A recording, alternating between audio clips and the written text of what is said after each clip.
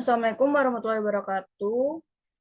Halo teman-teman semua, perkenalkan nama saya Kinanti Ampumasruri dengan NIM akhir 171 pada mata kuliah Pendidikan Pancasila kali ini. Izinkan saya untuk memaparkan materi yang telah saya siapkan. Nah, sebelum itu mari kita awali dengan berdoa sesuai keyakinan masing-masing. Berdoa dipersilahkan.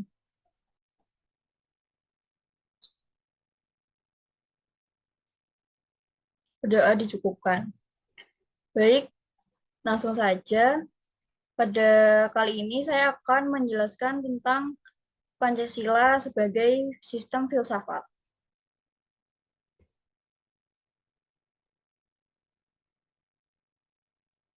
Nah, bagi bangsa Indonesia, Pancasila bukan hanya sekedar dasar negara, tetapi juga filsafat negara dan filsafat bangsa.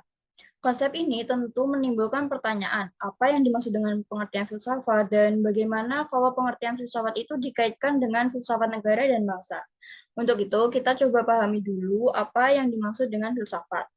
Dalam bab ini akan dibahas beberapa hal penting, antara lain Pancasila sebagai sistem filsafat, pokok-pokok pikiran dalam Pancasila, pengertian nilai, moral, dan norma, Pancasila sebagai nilai dasar dan maknanya, serta kesatuan sila-sila Pancasila sebagai sistem filsafat. Nah, masalah yang akan dibahas, yang pertama, Pancasila sebagai sistem filsafat, yang kedua, pokok-pokok pikiran dalam Pancasila, kemudian pengertian nilai, moral, dan norma. Selanjutnya, yang terakhir, Pancasila sebagai nilai dasar dan maknanya. Nah, pembahasan yang pertama yaitu Pancasila sebagai filsafat. Sebelumnya, kita harus tahu dulu mengenai filsafat. Nah, secara segi etimologi, filsafat berasal dari bahasa Yunani, yaitu philos dan sophia. Philos sendiri berarti cinta dan sophia berarti kebijaksanaan, sehingga filsafat dapat diartikan sebagai cinta akan kebijaksanaan. Filsafat berkaitan dengan kegiatan berpikir yang mendalam, mendasar, dan menyeluruh. Selain itu, filsafat juga dikaitkan dengan pandangan hidup yang sering dikenal dengan falsafah. Bagi Indonesia, Pancasila merupakan hasil pemikiran filosofis bangsa Indonesia, khususnya para elit bangsa. Melalui pemikiran yang mendalam, mendasar, dan menyeluruh, para elit bangsa merumuskan Pancasila sebagai dasar negara. Menurut Noton Nagoro 1971, Pancasila sebagai hasil pemikiran filosofis bangsa Indonesia memiliki kebenaran secara ilmiah, filosofis, dan religius. Kebenaran Pancasila secara ilmiah ini dapat dilihat dari susunan sila-sila Pancasila. Urutan Pancasila yang menempatkan sila ketuhanan yang Maha Esa sebagai sila pertama, dan kemudian diikuti oleh sila kemanusiaan yang adil dan beradab, kemudian sila persatuan Indonesia,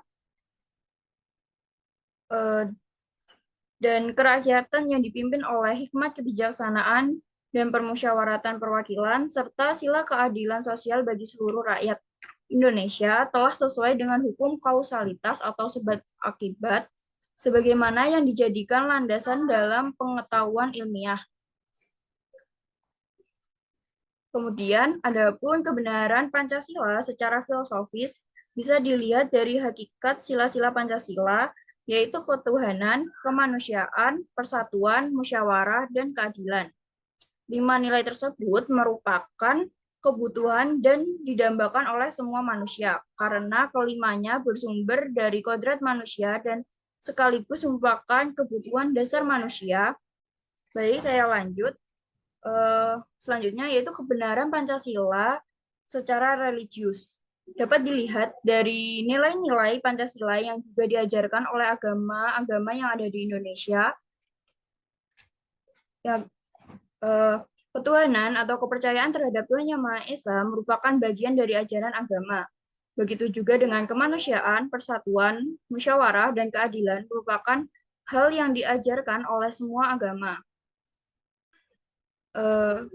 Coba perhatikan, adakah agama yang tidak mengajarkan nilai-nilai tersebut? Jika agama merupakan kebenaran, maka apa yang diajarkan juga merupakan bagian dari kebenaran. Oleh karena itu, Pancasila juga mengandung kebenaran secara religius, karena merupakan bagian dari ajaran agama. Nah, karena Pancasila ini mengandung kebenaran secara ilmiah, filosofis, dan religius, maka Pancasila ini dijadikan sebagai filsafat negara dan pandangan hidup atau falsafah bangsa.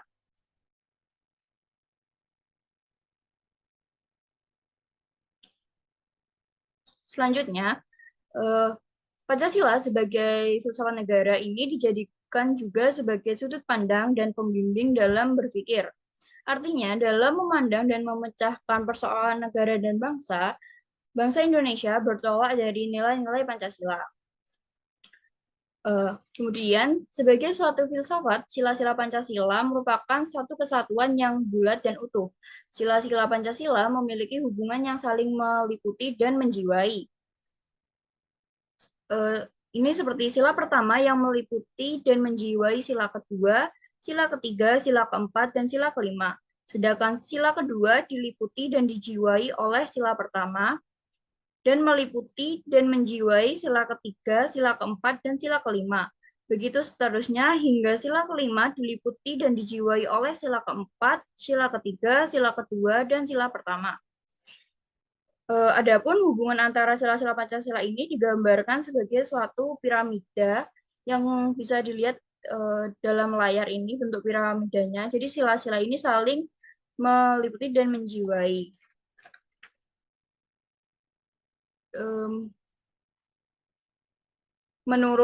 Kemudian ada pun menurut Notonegoro 1975, susunan sila-sila ini adalah hierarkis dan mempunyai bentuk piramidal.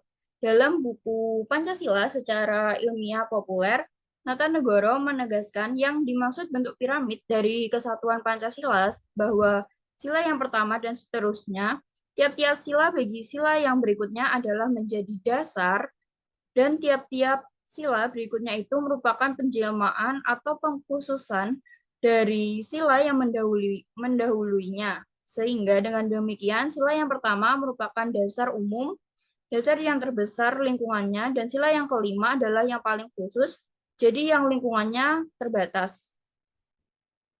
Sehingga sila-sila Pancasila itu dapat digambarkan sebagai kesatuan yang berbentuk sebagai suatu bangunan bertingkat yang tingkatannya makin meninggi, semakin menjadi kurang luas, seperti bentuk piramida ini.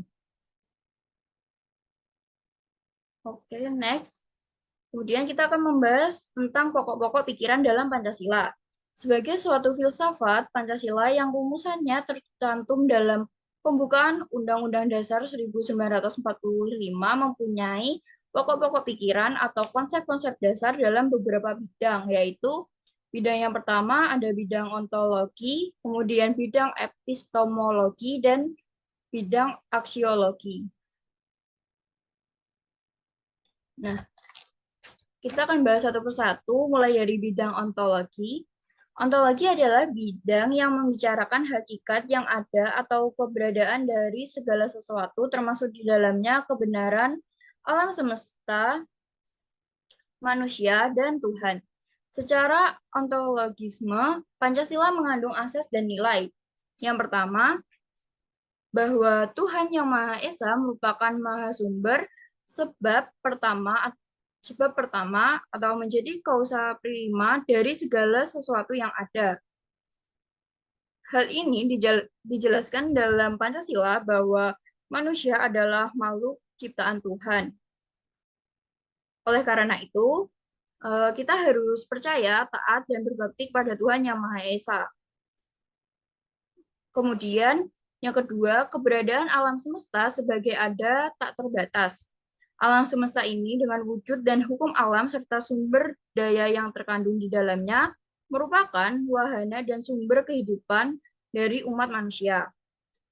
Yang kemudian, yang ketiga, eksistensi manusia sebagai makhluk yang monopluralis dan sekaligus monodualis, baik sebagai makhluk Tuhan maupun sebagai makhluk pribadi yang tersusun dari unsur jasmani dan rohani dengan sifat individu dan sosialnya merupakan makhluk yang merdeka dan berdaulat.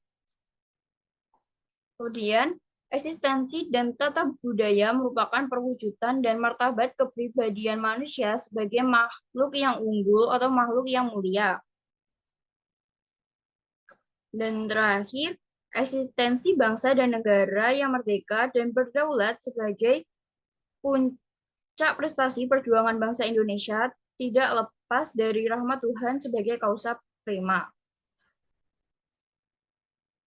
Kemudian di bidang epistemologi, epistemologi epistemologi sendiri merupakan cabang filsafat yang menyelidiki sumber, proses, syarat, batas, dan kebenaran ilmu. Sebagai suatu filsafat, Pancasila juga mempunyai konsep tentang ilmu sebagai berikut. Satu, sebagai maha sumber ilmu pengetahuan adalah Tuhan Yang Maha Esa yang menciptakan manusia dengan berbagai potensi yang unik dan tinggi. Manusia sebagai subjek tahu atau subjek ilmu dibekali dengan akal, rasa, karsa, dan panca indera. Dengan akal, manusia bisa memperoleh pengetahuan baik yang menyangkut dirinya, alam semesta, dan makhluk lain melalui penghayatan dan pemahaman yang kemudian disusun menjadi ilmu. Yang kedua, secara teoritis, teknis, sumber pengetahuan dibedakan menjadi tiga, yaitu sumber primer, sumber sekunder, dan tersier. Sumber primer sendiri merupakan sumber yang orisinil yang diperoleh melalui pemahaman dan penghayatan terhadap alam lingkungan dengan segala dinamika dan perubahannya. Sedangkan sumber sekunder ialah bidang-bidang ilmu pengetahuan yang sudah ada atau berkembang, kepustakaan, dan dokumentasi. Sumber tersier ialah cendekiawan, ilmuwan, ahli, narasumber, yaitu mereka yang memiliki pengetahuan dan telah diakui otoritasnya di dalam bidangnya masing-masing. Yang tiga, wujud dan tingkat pengetahuan dibedakan secara hierarkis, yaitu pengetahuan indera yang diperoleh melalui pengalaman, pengetahuan ilmiah yang sering disebut ilmu merupakan gabungan pengetahuan yang telah tersusun secara sistematis, metodis, objektif, dan universal. Kemudian ada pengetahuan filosofis yang merupakan hasil pemikiran secara mendalam, mendasar, dan menyeluruh tentang segala sesuatu yang dipikirkan atas dasar ontologis tertentu. Dan yang terakhir yaitu pengetahuan religius, yaitu pengetahuan atau ilmu yang didasarkan atas wahyu dan diterima dengan keyakinan. Kemudian dalam wawasan Pancasila itu, posisi dan fungsi ilmu pengetahuan dalam hubungannya dengan sosio-budaya terlukis dalam skema berikut, yaitu satu, sosio-budaya, dua, filsafat bangsa dan filsafat negara, yang ketiga, ilmu pengetahuan dan teknologi. Sosio-budaya dan filsafat bangsa dan negara merupakan sumber dan landasan bagi pengembangan ilmu, pengetahuan, dan teknologi. Kemudian yang keempat, ilmu sebagai pembendaharaan dan prestasi manusia maupun karya dan warisan budaya umat manusia merupakan kualitas martabat manusia. Perwujud asas ini adalah ilmu yang bermanfaat untuk kesejahteraan dan kebahagiaan umat manusia. Yang kelima, kodrat manusia dengan potensi uniknya secara psikologis mampu menghayati hal-hal yang bersifat metafisis yang jauh di balik alam kehidupan, serta mampu menerobos dimensi ruang dan waktu, sehingga mampu menghayati secara supranatural, yaitu adanya Tuhan dan kehidupan abadi setelah mati. Pengetahuan yang demikian merupakan perwujudan kesadaran filosofis religius yang menentukan derajat kepribadian manusia.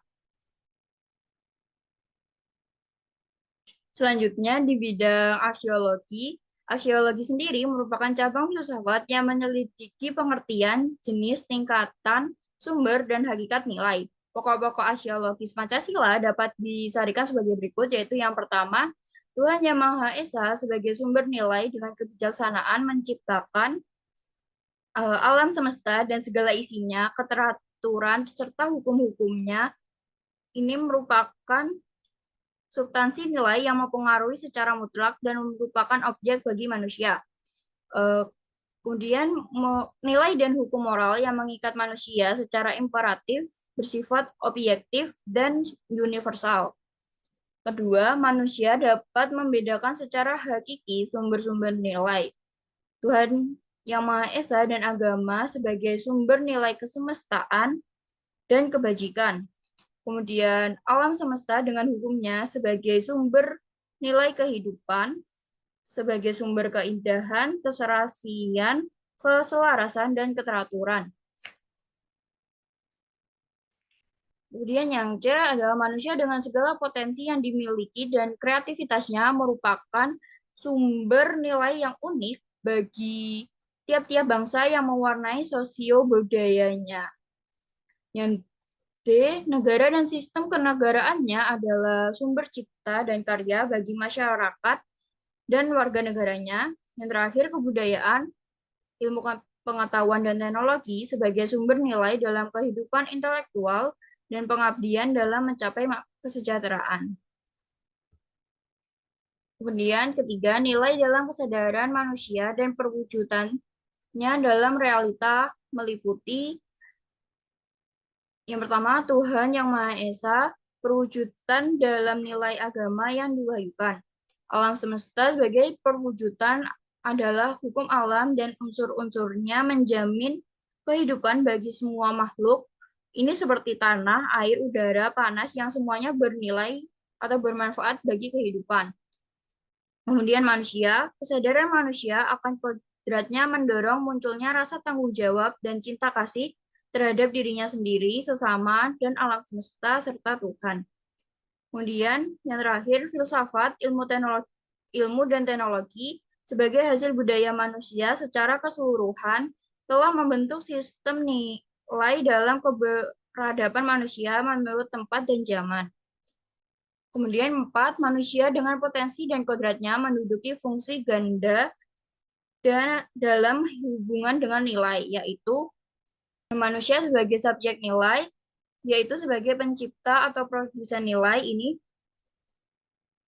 Dengan karya dan prestasinya, manusia secara individu maupun kelompok mampu menghasilkan sesuatu yang bernilai. Kemudian manusia sebagai objek nilai, yaitu sebagai pengemban nilai, manusia mendaya gunakan nilai bagi dirinya dan kehidupannya. Kemudian yang kelima, martabat manusia secara potensial merupakan integrasi dari berbagai unsur yang membentuk hakikat manusia dengan monopluralis dan monodualis. Kemudian keenam, mengingat Tuhan Yang Maha Esa sebagai maha sumber nilai dan manusia sebagai makhluk ciptaannya yang paling mulia, yang dilengkapi dengan akal budi, secara potensial mampu menghayati dan mempercayai Tuhan secara filosofis bersifat metafisis. 7. Manusia sebagai subjek nilai mempunyai tanggung jawab dan kewajiban untuk mendaya gunakan, mewariskan, dan melestarikan nilai-nilai dalam kehidupannya. Yang 8, seluruh kesadaran manusia tentang nilai tercermin pada kepribadian, tindakan, amal, dan kewajibannya. Kemudian ada pengertian materi selanjutnya, yaitu pengertian nilai, moral, dan norma. Nilai sendiri adalah sesuatu yang didambakan, sesuatu yang diinginkan, dan sesuatu yang diidealkan. Nilai juga bukan sesuatu yang diidealkan ini bisa berupa kebaikan, keindahan, kebenaran, dan sebagainya. Nilai juga merupakan keputusan seseorang terhadap suatu objek yang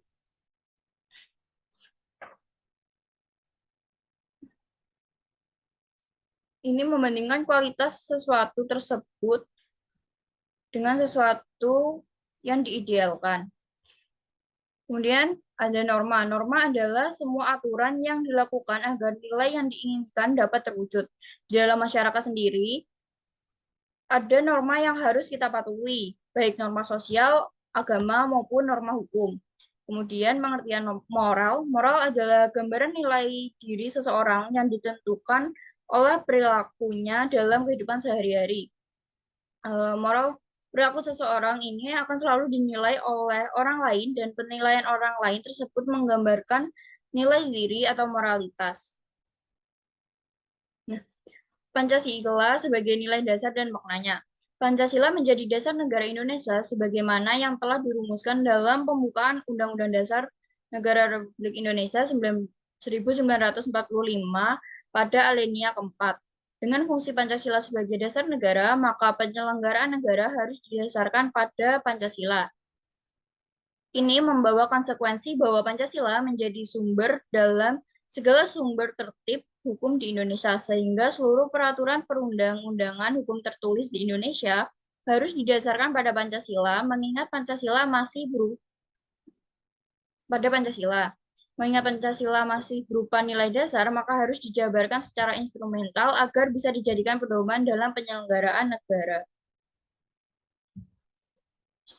Selanjutnya, kesimpulan, Pancasila dijadikan filsafat negara dan pandangan hidup atau falsafah bangsa karena Pancasila telah memiliki kebenaran secara ilmiah, filosofis, dan religius.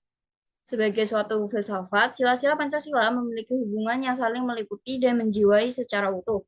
Pancasila memiliki pokok-pokok pikiran atau konsep dasar dalam bidang ontologi, hakikat keberadaan dari segala sesuatu, epistemologi, cabang filsafat terkait ilmu, dan aksiologi, cabang filsafat terkait nilai. Kemudian, dalam pembahasan materi Pancasila juga berkaitan dengan bagaimana nilai, norma, dan moral dalam kehidupan. Selanjutnya, Pancasila sebagai dasar negara Indonesia memiliki makna bahwa penyelenggaraan negara harus didasarkan pada Pancasila sehingga Pancasila menjadi sumber dari segala sumber tertib hukum di Indonesia. Itu tadi kesimpulan dari materi yang telah saya sampaikan. Selanjutnya ini ada refleksi yang bisa jadi semacam latihan soal kalau teman-teman mau mengerjakan. Kemudian ini daftar rujukan yang saya ambil. Selanjutnya saya buka sesi tanya jawab.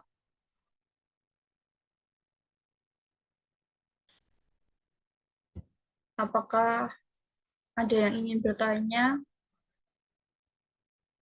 Ya, Suci Wijianti, saya persilahkan.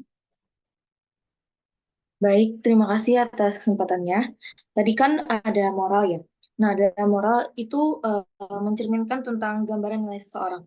Nah, jadi apa yang menjadi patokan penilaian manusia terhadap baik buruknya moral seseorang? Terima kasih. Ya, baik. Pertanyaan saya tampung dulu.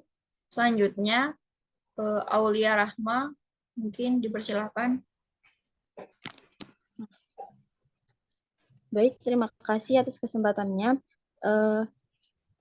Saya ingin bertanya, apakah ada tantangan atau hambatan Pancasila ini sebagai sistem filsafat?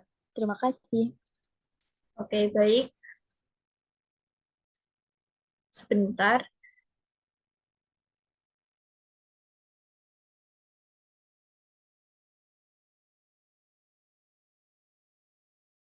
Baik, saya akan jawab pertanyaan dari Suci terlebih dahulu.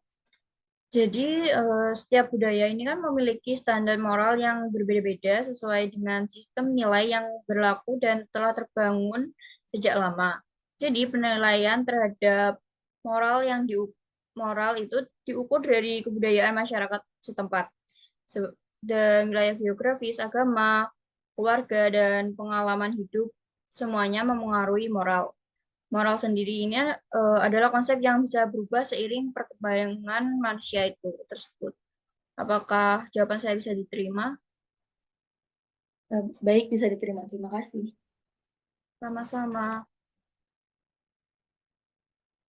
Baik, untuk pertanyaan Aulia Rahmat tadi, apakah ada tantangan atau hambatan Pancasila sebagai sistem filsafat? Tentunya ada, yaitu contohnya yang pertama pemahaman yang kurang. Kan tidak semua masyarakat Indonesia ini memiliki pemahaman yang mendalam tentang Pancasila. Ini bisa menjadi interpretasi dan penerapan nilai Pancasila dalam kehidupan sehari-hari.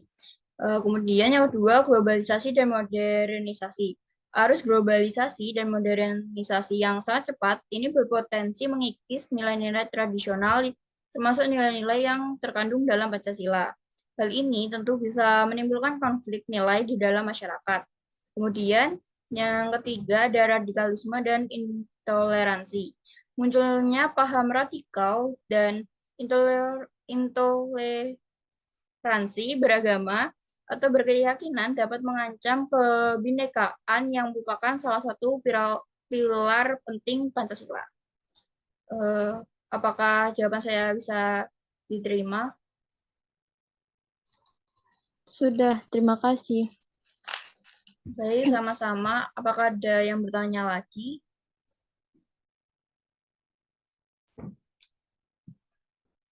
Baik, jika tidak ada, mungkin itu saja yang dapat saya sampaikan. Apabila ada kekurangan dan kesalahan, saya mohon maaf.